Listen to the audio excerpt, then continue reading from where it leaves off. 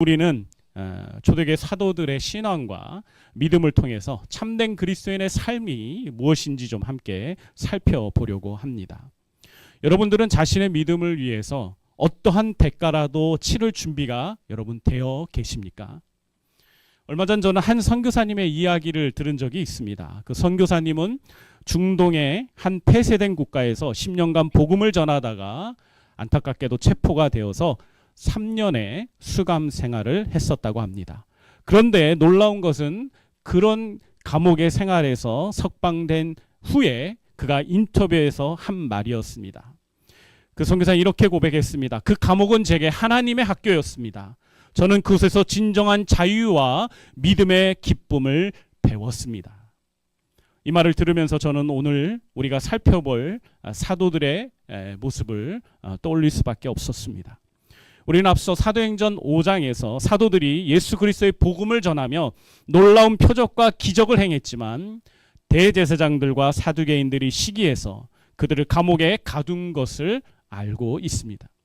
그런데 그 밤에 하나님께서 하나님의 사자를 통해서 그 사도들을 풀어주시면서 다시 그들에게 비전을 주시고 사명을 주셔서 성전에 가서 말씀을 전하라고 명령하신 것을 우리는 보았습니다. 사도들은 그 명령에 순종해서 성전으로 갔고 그곳에서 그들은 계속해서 복음을 전했습니다. 그런데 그것이 복음을 전한 곳이 성전이었기 때문에 그들은 다시 어쩔 수 없이 붙잡혀서 공회로 끌려갔습니다.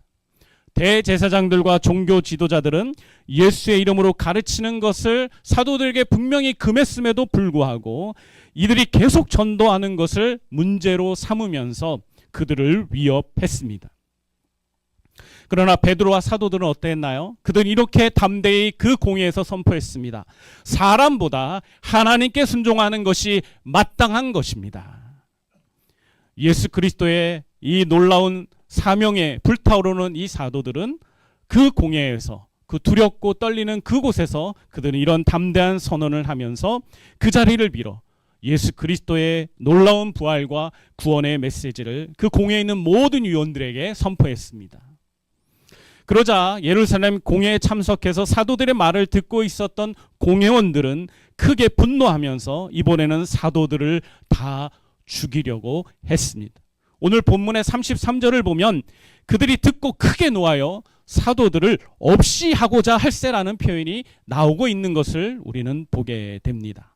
이 문장에 사용된 언어를 보면 크게 노하다라고 하고 표현되어 있는 이 디에프리온토라고 하는 헬라어 언어를 보면 매우 강한 감정을 나타내는 언어가 표현되어 있는 것을 보게 됩니다.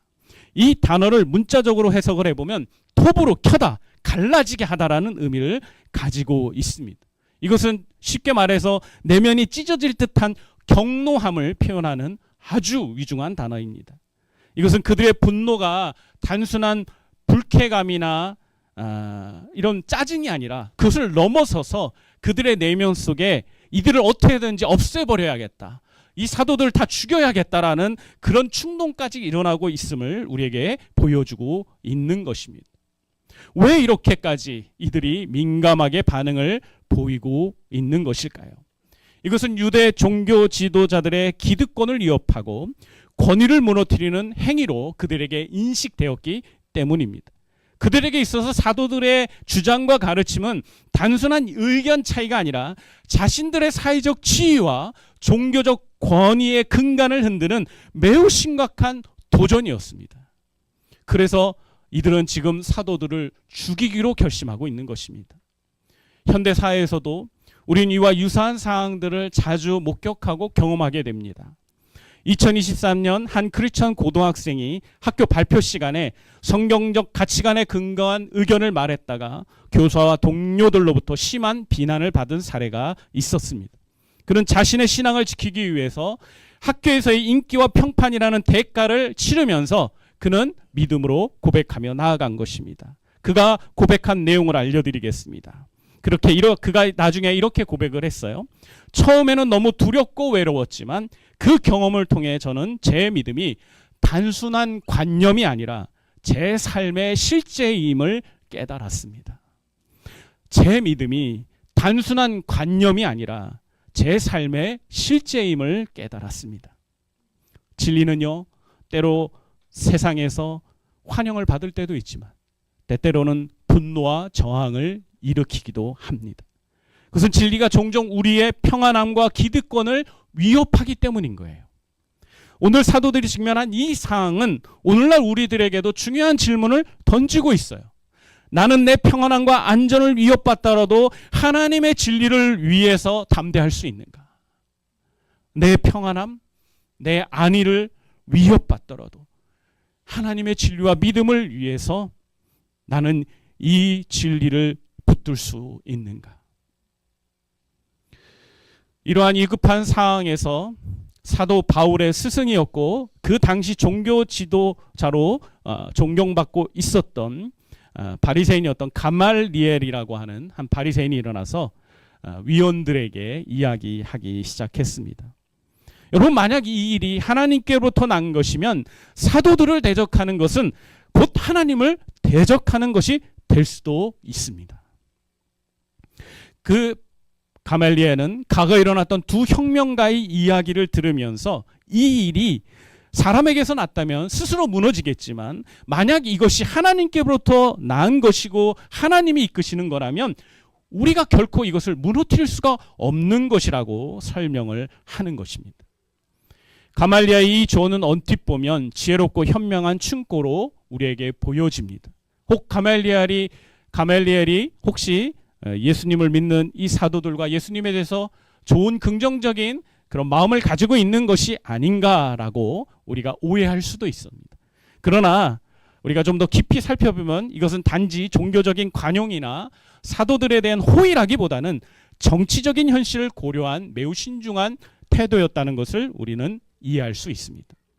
여러분이 당시 아시겠지만 당시 로마의 통치 아래에 있던 유대 지도자들에게 있어서 민중의 폭동은 로마의 더 강력한 개입을 초래할 수 있는 매우 위험한 결과였습니다. 또한 이미 많은 백성들이 지금 사도들의 편에 서서 가르침에 호응하고 있었기 때문에 이런 상황에서 사도들을 처형하는 극단적 조치는요, 대중들의 분노를 살 수 있었습니다. 이런 맥락에서 가말리엘의 조언은 현실적인 정치적 지혜를 반영한 것이었습니다. 그리고 또한 어쩌면 이것은 고대 그리스 철학에서 강조하고 있는 에포케라고 하는 판단 유보의 미덕과도 연결될 수 있는 부분입니다. 이 에포케라는 것은 무엇이냐면 판단 유보의 미덕이라는 건 뭐냐면 상황이 불확실할 때는 섣불리 판단하지 않고 지켜보는 관망하는 자세는 때로 인간의 지혜를 보여주는 것이다 라는 의미를 가지고 있는 겁니다. 제가 알고 있는 한 목회자는 교회 안에서 여러 가지 사역을 진행하다 반대 의견이 나면 이 원리를 이용해서 그 반대자들을 설득하기보다는 이 사역이 하나님께로부터 온 거라면 이 반대자들이 언젠가는 자연스럽게 설득될 수 있을 거라고 생각을 하고 때를 기다리는 선택들을 했다는 이야기를 제가 들은 적이 있습니다.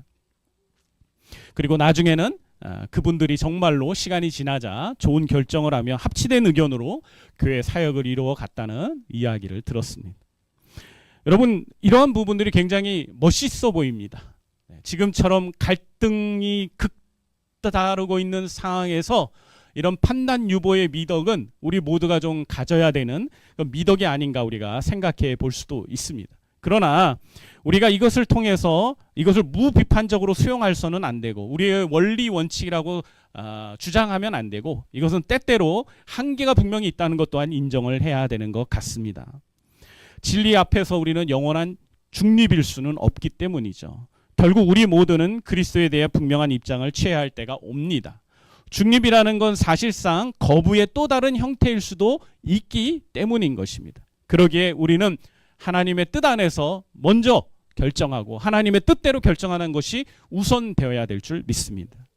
오늘 우리가 이 가말리엘의 이야기를 통해서 배울 점이 있습니다. 그것은 무엇입니까? 우리가 하나님 편에 있다고 단정 지을 수 없으며 섣불리 우리가 하나님의 뜻이라고 생각하고 행동했다가 혹 하나님을 대적하는 자가 될 수도 있다는 서늘한 경고입니다. 오늘 이 본문에서 언급되고 있는 하나님을 대적하라는 단어는 헬라어 테오마코스로 표현되고 있는데 이것은 막연히 하나님을 거스리는 자 정도가 아니라 하나님과 전투하는 자예요. 하나님을 대적하라는 자라는 그 표현의 원어적 의미를 보니까 하나님과 전투하는 거예요. 싸우는 거예요. 하나님을 향하여서 칼을 휘두르는 자라는 의미를 가지고 있는 거죠. 이건 굉장히 심각한 경고입니다. 우리가 하나님의 뜻이라고 생각하지 않고 하나님의 뜻에 반하는 그런 행동들을 하는 것이 얼마나 무서운 것인지를 오늘 우리는 기억해야 되는 줄 믿습니다. 교회 역사를 봐도 하나님의 이름으로 행해진 수많은 잘못된 결정과 행동들이 참 많았던 것 같습니다. 여러분이 잘 아시는 중세시대 종교 재판, 그리고 또 십자군 전쟁이라든지 많은 폭력과 현대에도 사랑이 결여된 채 진리만을 외치며 상처를 주는 수많은 정책들과 일들이 우리에게 그런 교훈들을 남겨주고 있습니다. 저는 우리가 하나님 안에서 정말 어떻게든지 하나님의 뜻을 먼저 찾는 하나님의 백성들이 되었으면 좋겠습니다. 그러면서도 늘 혹시라도 이 일이 하나님으로부터 온 것은 아닌지에 대해서 늘 진지하게 질문하고 기도해보는 그런 태도를, 자기 성찰을 동반하는 우리 성도들이 되기를 바랍니다. 다시 오늘 본문으로 돌아가서 공회원들은요, 오늘 가말리아의 말을 듣고는 사도들을 죽이지 않기로 다행히 결정을 내렸습니다. 그렇지만 채찍질하고 다시는 예수의 이름으로 말하지 말라고 명령하는 것을 우리는 보게 됩니다. 사도들은 고난을 당한 것을 기쁘게 여기면서 예수 그리스도를 전하는 일을 이런 상황에서도 멈추지 않은 것을 보게 됩니다. 특별히 성전과 각 집에서 날마다 예수님이 그리스도이심을 가르치면서 전파하는 것을 우리는 보게 됩니다. 채찍질하니까 우리 부모님이 아이들을 양육할 때 하는 이 조그만 종아리 때리는 이 나무젓가락이 아니라 나뭇가지, 여러분 생각하실 수도 있는데 그 당시 유대에서 사회에서 때리는 채찍질은 굉장히 무서운 채찍질이었습니다. 이 채찍질 끝에 유리가 박히기도 했었고 굉장히 큰 고통을 주는 매우 어려운, 매우 견디기 힘든 그런 형벌이었습니다. 그래서 많은 사람들이 이 채찍질 39대에 죽기도 했다라고 역사자들은 기록하고 있습니다. 무엇보다도 이런 공개적인 채찍질은요, 사람들에게, 그 채찍질의 대상이 되는 사람들에게 엄청난 수치와 굴욕을 의미했어요. 어떤 형벌대가 있으면 외진돼서 조용히 맞는 게 아니라 수많은 광장에서 사람들이 보는 앞에서 이 채찍 형벌이 행해졌기 때문입니다. 그래서 당시에 그 문화권에서 명예와 수치를 굉장히 중요시하는 이 문화에서 이런 공개적인 태형을 당하는 것은 그들에게 있어서 인격 말살과도 동일한 그런 매우 끔찍한 형벌이었던 거죠. 그런데도 이것을 우리 초대교회 사도들이 어떻게 여겼다고요? 이걸 명예로 여겼다는 거예요. 이걸 기쁨으로 받아들였다는 거예요. 바로 예수 그리스도의 그 고난에 동참하게 된 특권이라고 인식을 하면서 그들 기꺼이 감내하고 예수 그리스도의 이름을 위하여 능력받는 일에 합당한 자로 여기며 그들이 기뻐했다는 것은 우리에게 정말 많은 도전과 감동을 주는 것 같습니다. 여러분, 그러면 우리가 한번 질문해 봐야 합니다. 이런 고난과 고통 속에서 사도들의 기쁨은 도대체 어디서 기인했는가? 이들이 이럴 수 있었던 동기는 무엇일까? 그 동기에 대해서 히브리서 12장 2절에 히브리 기자는 우리에게 이렇게 이야기합니다. 그는 그 앞에 있는 기쁨을 위하여 십자가를 참으사 부끄러움을 개의치 아니하시더니. 이게 누구의 고백입니까? 예수의 고백입니다. 사도들은요, 예수님과 함께 이런 고통에 참여하는 것을 정말로 감사하고 감격해 했던 것입니다. 여러분, 우리도 때때로 복음을 전하다가 진리를 믿음을, 우리의 공개적인 믿음을 표현하다가 이런 고난과 어려움을 닥칠 수 있습니다. 하지만 그런 상황 속에서 우리가 만약 고통을 받고 박해를 받고 그리고 우리가 불평등한 대우를 받는다 하더라도 우리 주님이 가신 길이기에 우리가 기꺼이 묵묵히 감내하며 기뻐함으로 반응하는 우리 성도들이 되기를 축원합니다. 사도들은 이런 공회의 경고와 채찍질에도 불구하고 움츠려드는 것이 아니라 날마다 성전에서나 집에서나 예수는 그리스도라고 가르치기와 전도하기를 그치지 아니했다라고 오늘 본문에서 이야기하고 있습니다. 여기서 우리가 관심을 둬야 하는 세 가지 포인트가 있습니다. 첫 번째는 날마다입니다. 여러분, 날마다라는 표현을 언제 쓰죠? 변함없이, 흔들림 없이, 언제든지 계속 일상적으로 라는 그런 의미를 다지고 있는 단어입니다. 여러분, 우리의 신앙은 특별한 주일에만 발휘되는 것이 아니라 우리의 매일매일의 삶 속에서 날마다 실천되어야 되는 줄 믿습니다. 고난받는 와중에도 우리의 사도들이 자신들의 믿음을 날마다 고백하며 가르치고 성경의 말씀을 나누었던 것처럼 우리도 매일매일 날마다 우리의 믿음과 신앙을 유지하고 발휘하고 그리고 행하는 우리 성도들이 되기를 축원합니다. 뿐만 아니라 둘째로 이들은 성전에서나 집에서나 라고 표현을 하고 있습니다. 그들의 복음 전파가 공적인 영역에서 뿐만 아니라 사적인 영역 모두에서 이루어졌음을 이것은 보여주고 있는 말입니다. 성전은 예수의 제자들이 안전하게 모일 수 있는 공간이 아니었죠. 그곳에서의 증언은 박해를 강요해야 하는, 박해를 각오해야 하는 적대적인 공간이었습니다. 그럼에도 이 성전이라는 공간에서 사도들은 물러나지 않고 이 복음을 계속해서 증거하고 선포했습니다. 우리도 때때로 우리의 믿음을 보이고 우리의 신앙생활을 할 때 이러한 박해받을 수 있는 적대적인 공간에서 우리의 믿음을 표현해야 할 때가 있습니다. 그럴 때 여러분은 어떻게 하시겠습니까? 우리의 본이 되시는 예수 그리스도, 우리보다 먼저 이 믿음의 길을 걸어갔던 우리의 사도들을 기억하면서 우리도 동일하게 우리의 믿음을 증거하고 선포하는 저와 여러분들이 되기를 축복합니다. 마지막으로 가르치기와 전도하기를 그치지 아니하였다는 그 표현 가운데 그들이 어떤 위협에도 불구하고 사명을 포기하지 않았다는 것을 우리는 또 발견하게 됩니다. 자신의 안전보다 하나님의 말씀을 전하는 것을 우선시했던 이들의 아름다운 모습을 우리 성도들 모두 잘 간직해 갈 수 있었으면 좋겠습니다. 뿐만 아니라 집에서도 이들이 함께 말씀을 나누고 함께 교제했다는 것 또한 우리가 기억해야 합니다. 지금은요, 여러분, 가정이 더 중요한 시대가 되었습니다. 교회 공동체도 중요하지만 신앙의 성장과 신앙의 영위와 신앙의 성숙을 위해서는요, 우리 각각이 함께 있는 그 가족이라는 공동체가 너무너무 중요해졌어요. 제가 지난주에 우리 한국교회를 진단한다라고 하는 한 세미나에 다녀왔습니다. 두란노선에서 45주년 창립을 기념하면서 이 한국교회의 문제가 무엇인지를 정확하게 진단하는 일들을 하고 그것을 책으로 내고 보고서로 발표하는 자리였습니다. 저도 그 자리에 가서 도대체 우리 한국교회 문제가 뭔가, 우리의 문제가 무엇인가 이야기를 들었어요.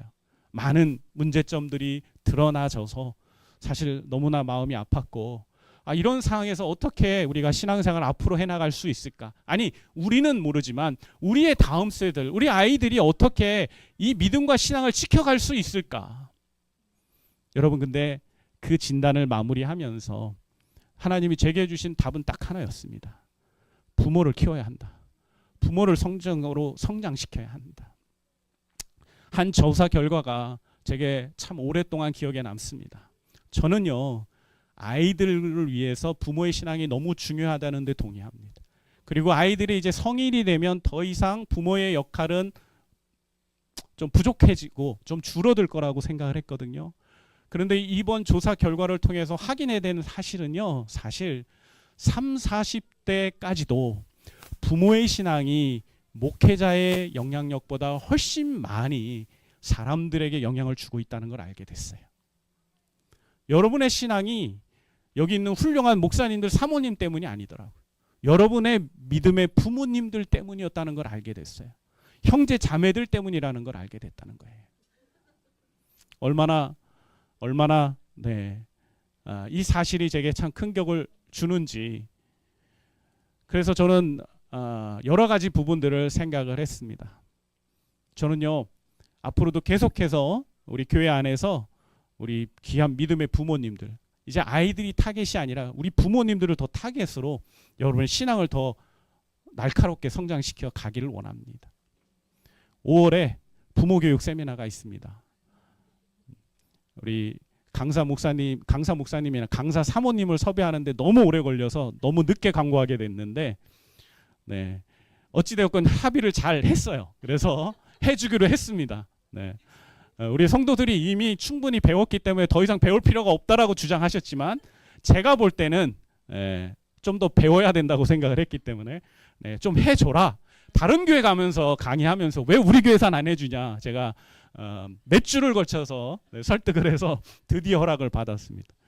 근데 허락을 받고 나니까 우리 교회에서만이 아니라 우리 교회 주변에 전도 프로그램의 일환으로 부모 교육, 자녀 교육에 어려움을 겪고 있는, 답답함을 느끼는 많은 분들에게 이 교육을 들을 수 있도록 좀 오픈을 해야겠다 생각을 해서 제가 조금 규모를 좀 크게 확장을 했습니다. 그래도 뭐 저희 교회 성도들이, 저희 교회가 30명밖에 안 돼서 아마 그 정도 선에서 현장은 참석을 할 거고, 그래서 온라인까지 이제 실시간 라이브 중계까지 해서 이제 나머지 분들은 온라인을 좀 듣게 이렇게 하려고 합니다. 여러분, 제가 이야기하려는 핵심은 다른 게 아닙니다. 5월에 부모 교육 세미나가 있다, 그 광고도 드리면서 부모가 중요하다는 얘기를 하는 거예요. 아이들의 교육에 있어서 제일 중요한 포인트, 바로 우리라는 사실을 여러분 기억해 달라는 얘기를 하는 겁니다. 가정에서, 집에서, 성전에서 사도들이 늘 날마다 말씀을 강론하고 가르치고 함께 이야기했다는 것이 우리에게 지금 이 시대 가운데 얼마나 중요한 것인지를 여러분 꼭 잊지 마시길 바랍니다. 이제 말씀을 마치면서 오늘 우리가 들은 말씀들의 그 교훈들을 한번 정리해 보겠습니다. 먼저는 첫 번째는요, 우리에게 신앙을 지키는 용기와 담대함이 필요하다는 것입니다. 사도들은 박해 속에서도 사람보다 하나님께 순종하는 것을 선택하며 살았습니다. 오늘날 우리도 신앙을 이유로 비난받거나 어려움을 겪을 수 있습니다. 그러나 하나님께 순종하는 것이 무엇보다 중요하다는 것을 우리가 잊지 않았으면 좋겠습니다. 신앙의 용기는요, 두려움이 없는 상태가 아닙니다. 두렵습니다. 두렵고 무섭습니다. 하지만 그럼에도 불구하고 하나님을 따르고 말씀대로 살려고 결단하는 것입니다. 다니엘의 세 친구가 불타는 풀무불 앞에서 보여준 담대함처럼 결과가 어찌 되었든 간에 그리 아니하실지라도 하나님께 충성하고 하나님을 향한 믿음을 잃지 않겠다는 그 결심이 우리 가운데 우뚝 세워졌으면 좋겠습니다. 이번 한 주 여러분, 신앙을 지키기 어려운 상황들이 여러분에게 닥쳐올 때 여러분 담대하게 믿음을 고백할 수 있는 여러분들이 되시기를 바랍니다. 직장에서뿐만 아니라 여러분의 가정에서도 담대하게 하나님을 믿는 거룩한 백성들처럼 행하시기를 주님의 이름으로 축복합니다. 아멘. 두 번째는요, 하나님의 역사에 대한 신뢰를 가졌으면 좋겠습니다. 가말리엘의 조언처럼 하나님께서 세우시는 일은요, 어떤 방해에도 사라지지 않습니다. 하나님이 행하시고 하나님이 준비하시는 일은 절대로 실패하지 않습니다. 우리의 신앙과 사역이 하나님께로부터 난 것이라면 어떤 어려움이 있더라도 하나님께서 보호하시고 이루어 가실 것입니다. 아멘이십니까? 우리 한국 이 역사가, 전 세계의 역사가 이 진리를 증명하고 있습니다. 로마 제국의 박해도, 공산주의 정권의 탄압도, 세속주의의 도전도 교회를 멸망시키지 못했습니다. 지금도 계속해서 세상은 교회를 무너뜨리려고 하고 믿는 사람들을 조용히 해라고 윽박지르고 있지만, 그러나 여전히 교회는 이 세상의 빛과 소금의 사명을 다하고 있습니다. 저는 우리 성도들이 여러 가지 어려운 상황들 가운데서도, 핍박이 오는 상황에서도 하나님을 향한 믿음을 잃지 않았으면 좋겠습니다. 하나님이 나의 보호자시고 하나님이 나의 아버지가 되시고 하나님이 나를 돌보신다는 믿음을 잊지 않고 더욱더 하나님을 향한 믿음을 키워가시는 저와 여러분이 되셨으면 좋겠습니다. 세 번째로, 고난 속에서도 기쁨을 잃지 않는 신앙을 가졌으면 좋겠습니다. 사도들은 채찍질을 당하고도 고난받는 것을 기뻐했습니다. 이는 그들이 예수님을 위해 고난을 당하는 것이 영광스러운 일임을 그들이 잘 알았기 때문이었습니다. 사도들은 예수의 이름을 위해서 고난 갖는 것이 너무나 큰 명예임을 잘 알고 기뻐했습니다. 우리도 그러기를 바랍니다. 하나님께서는 다양한 방식으로 그런 고난 가운데 있는 성도들을 도와주실 것입니다. 사도들이 감옥에 있을 때 하나님 어떻게 하셨습니까? 하나님은 천사를 보내셔서 그들을 그 감옥에서 기적적으로 풀어 놓으셨습니다.